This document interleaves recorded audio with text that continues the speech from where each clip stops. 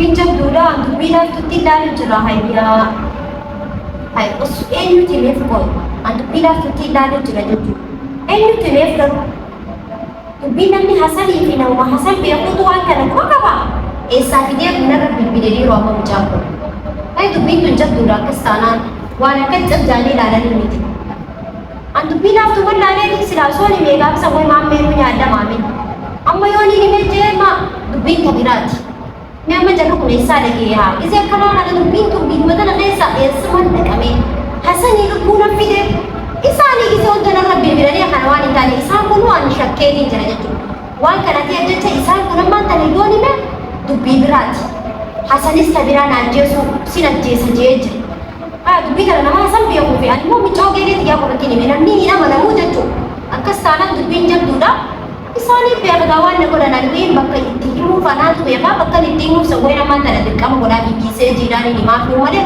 zaahira beeyoo nama ka'ee himeef na jala naqqaanii na jala deeman dubbiin akka laaftu tanatti ilaaluu miti dubbiin jabduudha jechuudha wanni kun ajjechaa narra fiduuf ta'a yoon hin hime ammaan tana akkam na godhan dhiiru itti himuu yoo jee amma ittiin himuu yoo hin jee dubbiin tabiraati itti himuu dhiiroo silaasoon ittiin nama maammeenoo akkana goolii dila kanan seenu maammeenaa hallayyaa kana bu'ee qaalli ajjeesee nyaatee fi ooleen beeku ana asin ajjeesa naan joo jira hayyee isan seenaa rabbiin gabbichiin kana naa adoo malee dubbiin tun akkanaan laalle kanaan jechuudha inshaallah rabbii jira gaa waan hin godhu wallaalee jira miidhana keessatti ummanni haaromni sila banate haloota irraa galee biyya keessa sanaa jechuu danda'a jechuudha kanneen amma akkana laalu kanaa miti maa nuraddiinii fi birraanuu shakkii irraa qabu nuraddiinii fi birraa akkasi hasanatu meena biraa deebi'ee nuraddiinatu annama beekaa wallee as keessa nama orbisaniif maalidha laajaanii na laallatan malee saniif akka maraattutti gisee hunda akka maraattutti olii gad deemaa oolu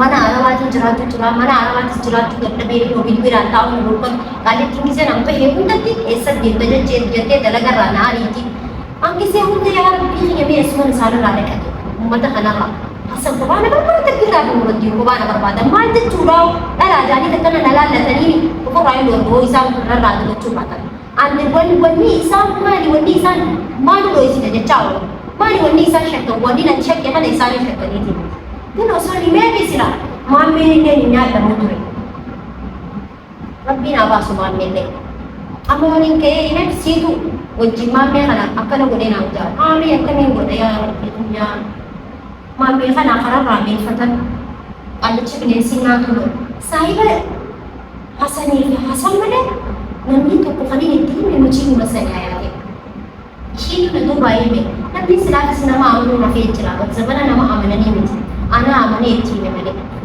akkuma qiyyaanii nallee yaa fuusuu taa'ee uummata kana amanee nuraddiinii fi birraan waan amananii qabu garuu amaneetiin isaanii hojii deemu jira isaanis amma hasanii hojii doonatti wal ta'an maalitti hin beekanii tun dalaala ofirraa dhorkuu qaba karaa seeraatiin illee taatu ofirraa dhorkuu hanga galiinsi fi murtiin fi galiinsa rayyoo naa murtoote hanga galiinsi fi dhootti isaan kan ofirraa dhorkuu qabu anaatu ofirra baasii isaan kana jala horee muka keessa deemee isaanii hojii osoo barbaadu nuraddiinis dhufee anarratti humna laallate irraanis akkasitti amma bodoona dhe tabiraatii miti hanqurri xiyye booda rakkina narra fida yoo ammaan tanaan isaanii waan kananii hima yoo jee asanna dhiisu akka himee akka maraattuutti garuu fi xiyyaanoo haasoo eegaleetiin jira ummanni biyya kana keessa na maraattuuf deemaa dhiiroo dubbiin jabaattee jirti garuu amma mala kan kadhaachuu qaba ni waktoon farii jaarsan ijoon hin deemne irra naa wayya biyya kana keessaa baafachuu qaba lubbuu biyya kanaaf sodaadheeti jira harka gadhiisee argatu qaalitti narabaatu eeshfii maal taate naan jiru jirti jechuudha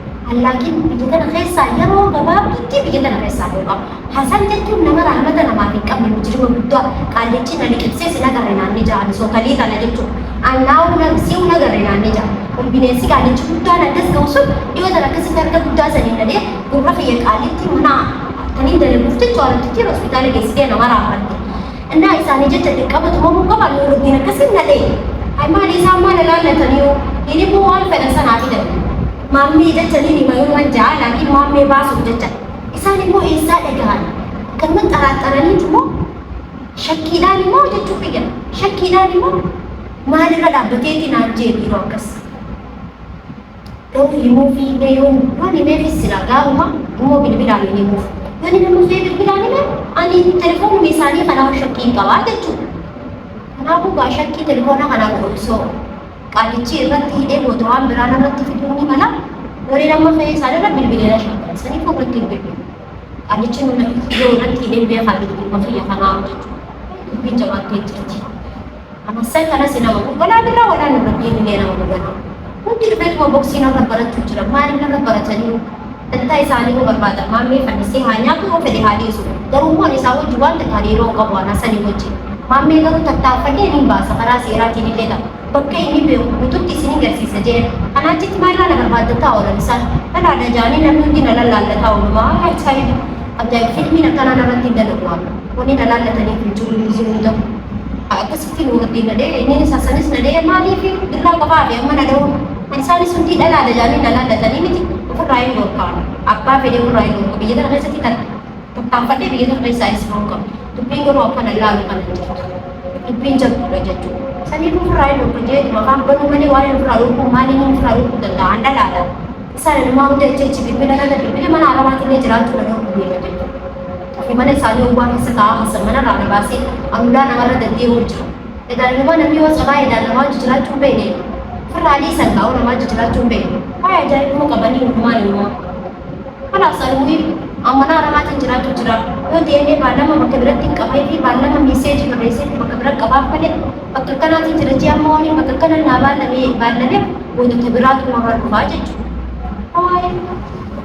Ajaa'ibaatu kunimmaa na laallatanii jiranii.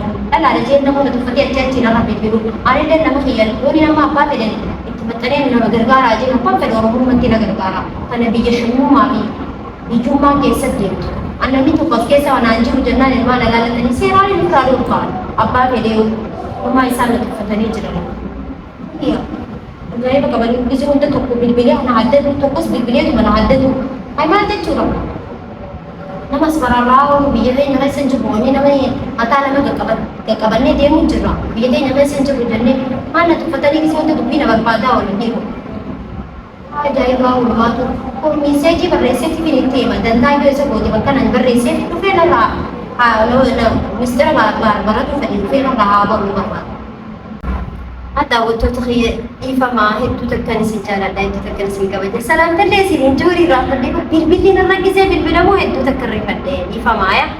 Ani uummanni gisee narra bilbilu rifadheetiin bilbiluma kaameeraa banee bilbilaa wajjin haasa'u seenu. Ufumatti akka nama maraateetti ofitti haasa'u jira. Isinillee na quba qabaadhaa yaa hordoftoota biyya qaallichi Nuuraddiin faan na rifachiisanii qaallichaa Hasanii lubbuu na fidee jira. Jiraachuu na dhorkee jira biyya tana keessaa. Hedduu takka akka nama maraateetti ofitti haasa'u jira. Maaliif birraan faan isa amma gisee narra bilbilan hedduu rifadhe maaliif lubbuu xiyyaaf jecha waan takka dho'isuun dirqamaa beeku. Mistira hundi yoon hin gaddiige dhugaadha amma silaa osoo himeellee maammeen akkasitti nyaadhamu moota rabbii malee hin ta'a. Yooni nama waan kana ka'ee kaniin himu ta'e Hasanis nandisu telefoona kiyya irraa qabu jira. Namni naa himee jira. Qaallichi bilbila kan kee irraa qabu jira malee akkanatti dirree bahee akkanas jala dalaguudhaanii miti. Bilbila kan kee ofirratti hidhee jira. Ofirraa eegi namni naan jee jira. Nama isaa wajjin reedishina cimaa qabu ta'a. Innaata akkasitti ammoo inni bilbila kiyya irraa qabu waan jiru jecha sodaadheetiin akkana cinaa deemu jira. Maaliif jiraachuudhaaf jettu an dhalaala. Amma qaallitti illee na eegu jirti laa kan deemna naan jettee abaayaa uffadhee kan deemu qaallitti haramaatii hojii jechuu gabbaana naan jettee ammoo suma jarri gisee narra bilbilu rifadhee kaameeraa baneetuma gattaa'ee innaata akkasiiti wallaahi dhiifama naa godhaadha. Salaamtallee isiniin hin jenne ta'a akkasiiti wallaahi rifadheetuma waan hin haasa'u dhabe. Hasanis sodaachisu jira. Birraan faan amma gisee narra bilbilan jechuudha. Eessaa dhaga'anii yaada seenee haasa'u malee salaamtallee hin jenne. Amma waan takka dho'isuun dirqama beeku. Lubbuu ta'e jala jiraachisuudhaaf waan takka dho'isuun dirqama ani waan hin dhalaatii jechuudha. Biyya tana keessatti xiyyaa mujrima. Fanniseetu sina garreen ijaa naqaleetu na nyaachuu danda'a. Biyya tana keessa waa meeqa hojjetama. Waa meeqaa jira. Dhalaa kophaa jirtu hedduu takka rakkisaadha. Saniifis sodaadhee dho'isee jechuun waan biraatti illee narraa fudhatiin ala dho'isuun kiyyaaf immoo dirqama lubbuu xiyya baraaruuf dho'ise. Wanni kun immoo dho'ifamuu qaba. Mistirri kun yoo ba'e anillee naaf guutuu kiyya ifa gala jechuudha. Qaallichi na fannisa dubbii takka malee lubbuu isatti hin ga'u. Qaalicha guddaa sana agartanii jirtan akka itti nadhee isa agartanii jirtan. Inninis nadhee Nuuraddiinis nadhee birraa tokkichaatu nadhee birraanis santaranii beeka inninis ijaa qabatee jira sababa maammeetti. Ani duuba achi isaan hundi wanni ijaan qabataniif ni jiraame. An dhalaadha. Dhalaan lubbuun fi dirqama lubbuu fi baraaruun dirqama. waan hin dhalaatee jechuudha. Amma biyya kana keessaa dhufee akkaataan itti bahuun tattaaffachuu jira malee akkaataan isaanii wajjin tigidii godhee yaa'ii godhee achi deemee yaa'ii godhu hin qabu jechuun mirga mooraalii akkasiisan hin qabu. Maaliif dhalaan bakka itti dhaabbattu buduuta ishii bakka itti dhaabbattu dirqama beekuu qabdi.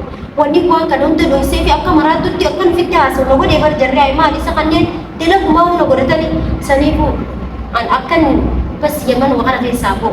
Biyyuma tana keessaa akkan itti bahu qofa furmaata barbaadudha malee an kabiraa keeriin goone maaliif maammee rabbi haa baasa maammee waan isa diina isaan taane dhufee kararraa qabee nyaata geessee fi miskiinaa biyya hin beekne dhufee jeetiin kararraa qabee nyaata geessee fi nuuraddiin barbaadee of birattis nuuraddiin barbaadee isaarraa akka hojjechu jiru akka nyaata geessinuuf jee of bira barbaadee sanirraan illee diina nattee ana san beekan maammee barbaadaa maalittiin quba qaba maammeettis nu diina ta'e nama sanarraa dhufe hunda ni barbaaddata qaalichi bineensa an bineensaa wajjin wanni wal dorgommii godhuuf hin jiru jechuudha. Inshallah saniif rabbii jira rabbiin mana nu aadaa bineensaa wajjin wal dorgommuu namni danda'u jiru mujrimni rahmata qabu birraa faanis yoo waan bira fudhatan isaanumaa beeka ani qaalichaa wajjin wal dorgommuu hin danda'u wanni mana arabaa jiraachuu jiru isaanii wajjin hin dorgomu qaalichaa wajjin hin dorgomu jeeti.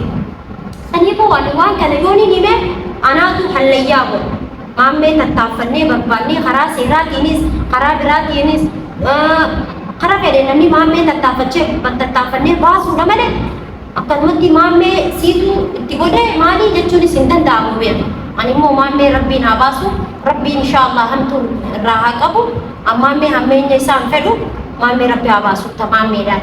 Takkasitti wanni isaan na shakkanisan wani namaan tanitti mee hallayyaa akkana bu'u arraan tana wani ammoo waan kana hime arraa akkana hallayyaa seenu ni beeku. Waan jabaa akkana namni hin himu.